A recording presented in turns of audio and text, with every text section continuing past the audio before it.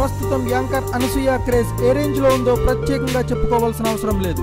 ఆమె యాంకర్ గా తన కెరీర్ ఎప్పుడు ప్రారంభించిందో పక్కాగా తెలియదు కానీ జబర్దస్త్ పుణ్యమా అని ఆమె కెరీర్ అనూహ్య మలుపు తిరిగింది.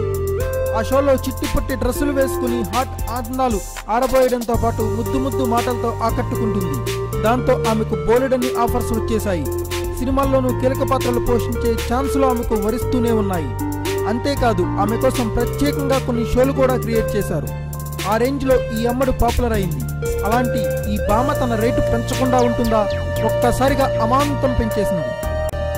ఇండస్ట్రీ వర్గాల నుంచి అందుతున్న సమాచారం ప్రకారం రెగ్యులర్ గా చేస్తున్న కార్యక్రమాలకు గంటకు 40,000 తీసుకుంటుంది. ప్రస్తుతం యాంకర్లు తీసుకుంటున్న పారితోషికంతో పోల్చుకుంటే ఇది చాలా ఎక్కువ. కొన్నాళ్ల తర్వాత అది 50,000 రూపాయలకు పెరిగిన ఆశ్చర్యపోనక్కర్లేదనేది విశ్లేషకులు అంటున్నారు. ఎందుకంటే ఆ అమ్మడు ఫుల్ డిమాండ్ లో ఉంది కాబట్టి.